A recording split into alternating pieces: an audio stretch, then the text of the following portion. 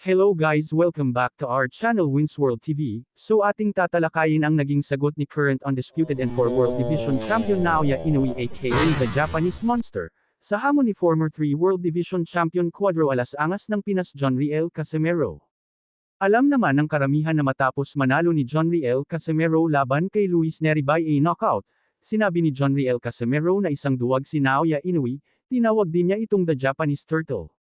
Ngunit ganun pa man ay hindi naman nagpatinag at meron ding pasabog itong halimaw ng bansang Japan na si Naoya Inoue laban sa former 3 World Division Champion Cuadro Alas Angas ng Pinas John Riel Casimero. Ayon kay current undisputed and 4 World Division Champion Naoya Inoue aka the Japanese Monster, ayon sa post niya sa pamamagitan ng Twitter. Ayon sa kanya, "You won't be able to hit me with such a big swing." Kung sa Tagalog ay hindi mo ako matatamaan ng sobrang swing. Ang ibig sabihin ng post ni Naoya Inoue, ay nakikita ni Naoya Inoue ang mga suntok ni John Riel Casimero ay kadalasang swing.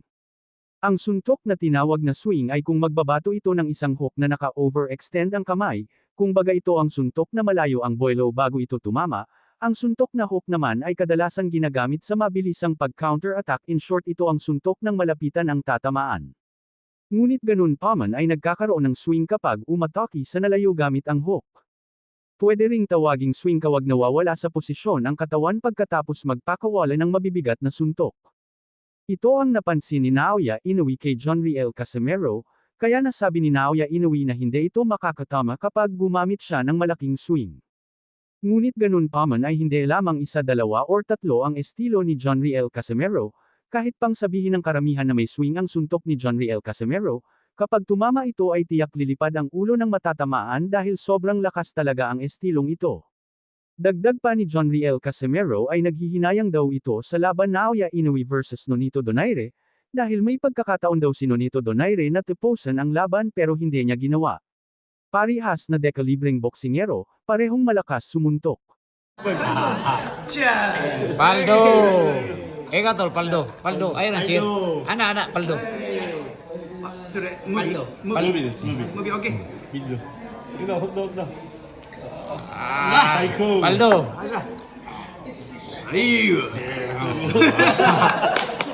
Nery mula sa mga kombinasyon ni Casimero. Ayun, bagsak mga bay.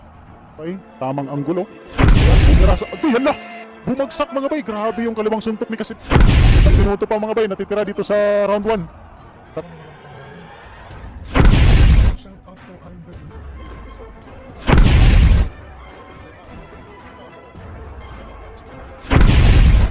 Ala, bumagsak muli si Luis Nery mga bay. Hello guys, welcome back to our channel Wins World TV. So Luis Nery hindi na nga dito nagpakita sa Japan media, pagkatapos ng laban niya kontra former 3 World Division Champion Cuadro Alas Angas ng Pinas John Riel Casimero, kung saan ay ilang beses itong makatamo ng brutal na knockout sa mga kamay ni John Riel Casimero at tila nagtatago na nga itong si Luis Nery sa Japan media, dahil sa pinsalang natamo ni Luis Nery sa mga kamay ni Cuadro Alas Angas ng Pinas John Riel Casimero. Nery mula sa mga kombinasyon ni Casimero. Ayun, bagsak mga bay. Ay, tamang anggulo. Yan na! Bumagsak mga bay. Grabe yung kaliwang suntok ni Casimero. Isang minuto pa mga bay. Natitira dito sa round 1.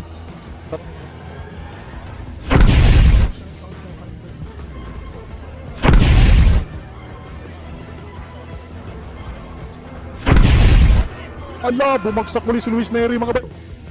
Bagamat tila nakakamatay ang knockout punch ni Cuadro Alas Angas ng Pinas John Riel Casimero ay kitang-kita dito ang lakas ng impact sa mukha ni Luis Nery at kitang-kita din ang masamang bagsak nito.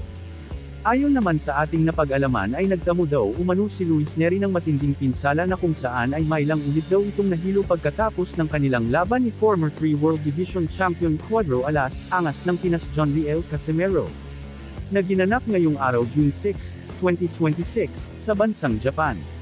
Dahil sa pangyayaring ito ay personal na nasasaksihan ng ilang fans at Team Nery.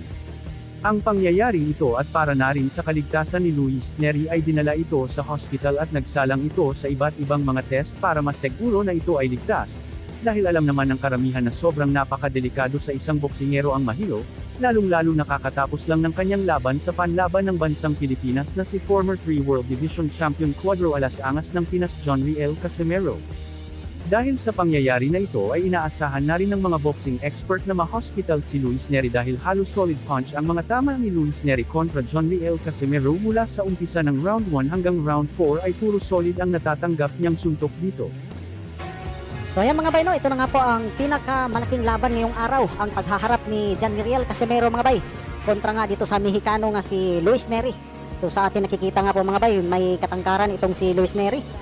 So bagamat ang height nito ay nasa 5'5 lang at 5'4 si Casimero, siguro mataas ang heels ng Mexicano na ito. Kaya kung pagtabihin ang dalawa ay mataas itong Mexicanong fighter. Ay mga bay, no, umpisa na ng round 1. Cuadro Alas, pinakamalakas daw. So heto, aggressive dito si Cuadro Alas mga bay, round 1 pa lang. Bang! Yan mga bay, nilalamok na agad itong si Luis Nery mula sa mga kombinasyon ni Casimero. Ayun, bagsak mga bay. Grabe, bagsak na sa round 1 itong si Luis Nery. Ayan na. Madaldal pa itong si Luis Nery. Sabi niya, gawin daw niyang stepping stone si Cuadro Alas. Pero sa ating nakikita, palang si Luis Nery yung ginawang stepping stone ni Casimero rito. So 1 minuto pa lang nakakalipas mga bay dito sa round 1. At nagbabaga na itong si Cuadro Alas. Nagpakawala ng kaliwang hampas si Luis Nery pero hindi tumama mga bay.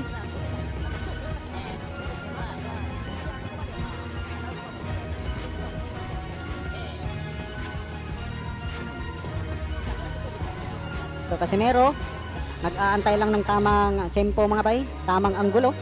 Ayan, bumira sa... Ay, yan na! Bumagsak mga bay! Grabe yung kaliwang suntok ni Casimero talaga, oh! Alak ka! Gahi akik kumuaning si Casimero bay. Surrender na siguro ni. Napalingon sa corner itong si Luis Nery. Bag! 1 minuto pa mga bay, natitira dito sa round 1. 3 beses nang bumagsak si Luis Nery. Naku. Matutulad ata to kay Saul Sanchez na bumagsak sa round 1. Bag! Grabe. Lalong naghalimaw dito si Casimero mga bay. Sana makasurvive ng round 1 itong si Luis Nery. So 45 seconds natitira dito sa unang yugto mga bay. So 3 beses nang bumagsak si Luis Nery sa round 1 pa lang.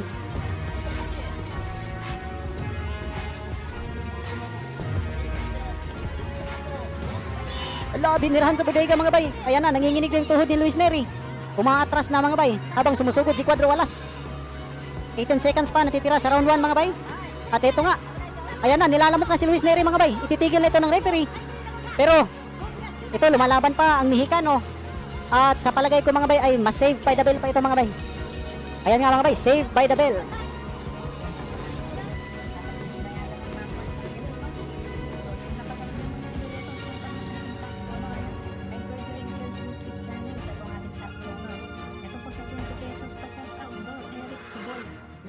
Salamat po sa 20 pesos. Yan, sa mga hindi nakapag-set mga idol, meron po tayong pay money yan. Salamat po sa 50 pesos po ng walang pangalan. Sa 30 pesos po, shout out po Albert Ubabato ng Bago City. 50 pesos po na walang pangalan. Sa 20 pesos po. Sa 50 pesos po na walang pangalan, papasalamat lang sila idol. At sa 20 pesos po, kaya sa 40 pesos po latest doon, congrats sa tropa kong si Lord Crispy ng Roblox Podcast. So mga bay, patuloy tayo dito sa second round. So parang di na rin magtatagal itong si Luis Nery rito mga bay. Grabe yung lakas na ipinakita ni Cuadro Alas sa bakbaka na ito.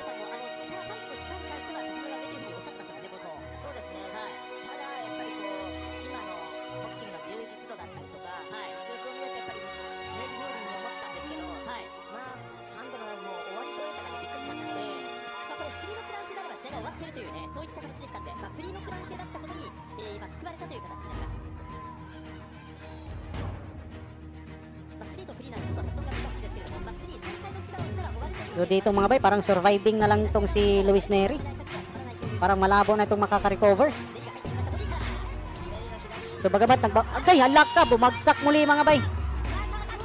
Makalipas lang ang 1 minuto dito sa pangalawang yugto, bumagsak si Luis Nery. Pero tignan natin yung replay ng laban mga bay kung paano bumagsak. Ito na mga bay, parang nilalaro na lang ni Cuadro Alas itong kanyang kalaban rito.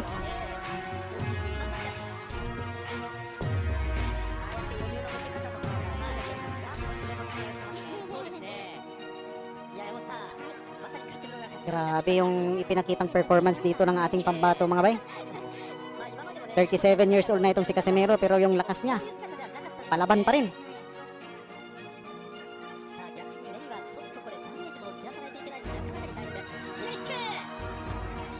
Ito, tinamahan muli si Luis Neri. Ala, bumagsak si Casimero pero natisod lang mga bay. So hindi consider na knockdown yon.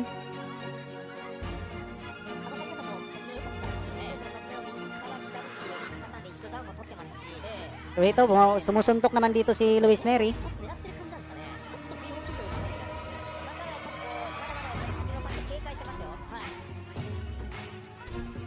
So may 30 seconds pang natitira dito sa second round.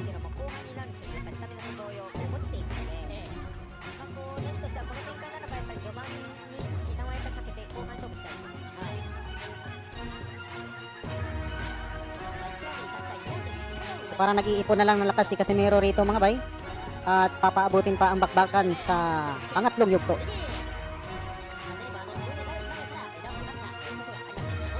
And end of the round. Pasok na nga tayo dito sa third round ng bakbakan mga kaibigan. At naaamoy na nga natin sa galawan ni Cuadro Alas na balak na rin niyang tapusin itong kanyang kalaban na bigatin rin na si Luis Neri sa round na ito.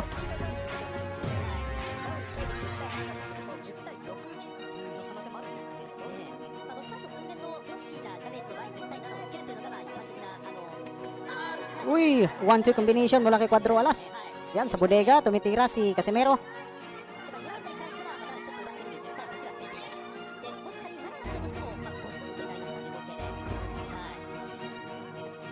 Uy, yung pamatay na suntok ni Neri. Initian lang ni Casimero mga bay.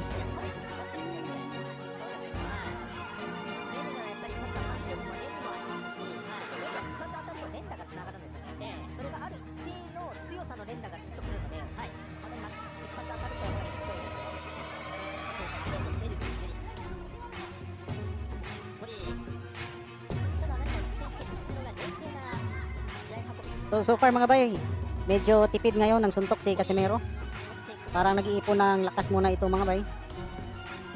Ayan, pero binubodega na niya dito si Luis Neri. Si Luis Neri naman nagpapakawala ng paisa-isang mga power punches. At umaasang tatama ito kay Cuadro Alas.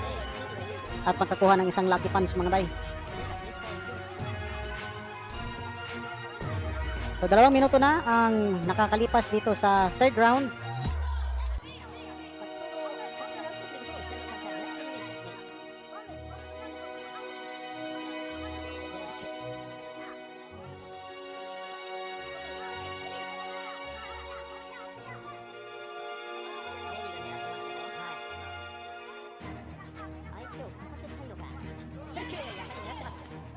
Yan mga bay, nag-uumpisa na namang uminit dito si Casimero. Sunod-sunod yung mga bulusok na pag-atake niya sa bodega ni Neri. Allah.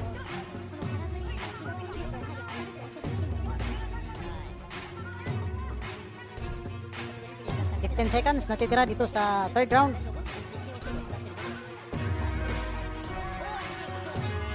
Uy, nabilangan muli ng knockdown si Luis Neri mga bay. Nabilangan ng knockdown.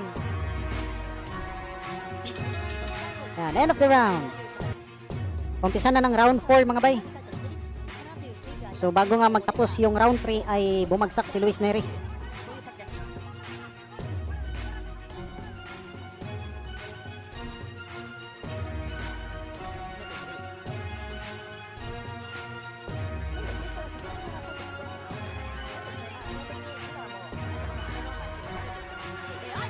Ala, bumagsak muli si Luis Neri mga bay. Heto na nga. Parang hindi na to tatayo mga bay. Parang hindi na tatayo si Luis Neri. At ayan nga mga bay, tapos ang laban. Surrender na ang Mexicano at panalo nga rito mga bay si Cuadro Alas. Thank you for watching. Salamat sa inyong panunood. This is Wins World TV. Saying peace, love and good vibes lang tayo lagi, okay, alright.